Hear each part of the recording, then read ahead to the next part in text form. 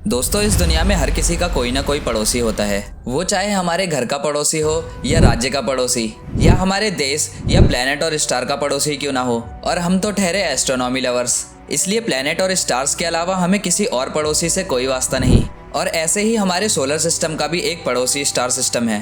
और इस star system की सबसे खास बात यह है कि ये एक ट्रिपल स्टार सिस्टम है, यानी कि यहाँ हमारे सूरज की तरह एक तारा नहीं बल्कि 3 तारे मौजूद है। Alpha Centauri A, alpha Centauri B और प्रॉक्सिमा सेंटोरी।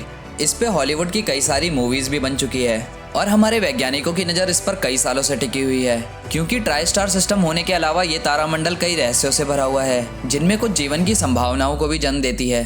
इन्हीं रहस्यों को जानने के लिए आज की इस वीडियो में हम हमारे पड़ोसी स्टार सिस्टम अल्फा सेंटोरी के बारे में जानेंगे, तो वीडियो को एंड तक जरूर देखें। तो हेलो गाइज, मैं हूँ आपका दोस्त आलोक और चलिए शुरू करते हैं आज के इस न्यू एपिसोड को।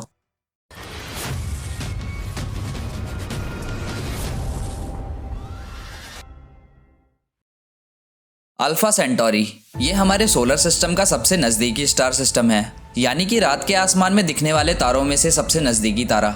और ये हमसे 4.37 लाइट ईयर दूर है, यानी कि लाइट को भी वहाँ से हम तक पहुँचने में 4.37 सालों का समय लगता है। इस तारे में जैसा हमें हमेशा सुनने के लिए मिलता है कि उसके पास ऐसा ग्रह जरूर होगा जहाँ जीवन हो सकता है, इसलिए यह हमारे लिए अनोखा और दिलचस्प है। अब जैसा कि मैंने आपको पहले बताया कि अल्फा सेंटोरी स्टार सिस्टम में 3 सूरज है। अल्फा सेंटोरी ए यानी कि रेजिल कैंटोरस, अल्फा सेंटोरी बी यानी कि टॉलीमन और अल्फा सेंटोरी सी यानी कि प्रॉक्सिमा सेंटोरी।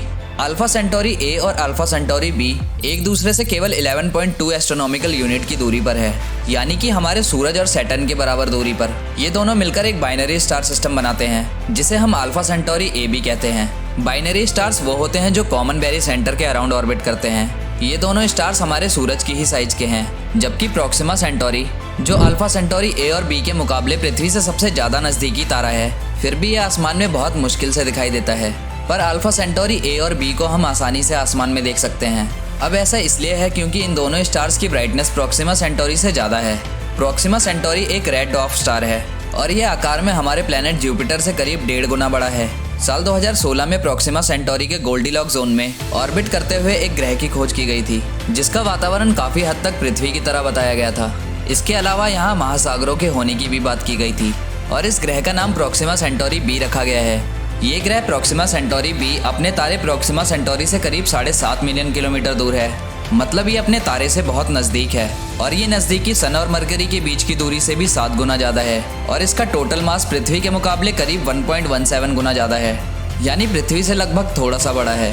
इसका अपने तारे से इतने करीब होने की वजह से यहाँ ये पॉसिबिलिटीज़ भी जताई जाती है कि ये ग्रह अपने होस्ट तारे से ग्रेविटेशनल लॉक्ड हो सकता है, यानी इसका एक हिस्सा हमेशा अपने तारे की साइड हो सकता है, जिसके कारण इस तरह के ग्रहों का एक हिस्सा हमेशा जला देने वाली गर्मी से भरा होता है और दूसरे हिस्से पर जमा देने वाली ठंड होती है।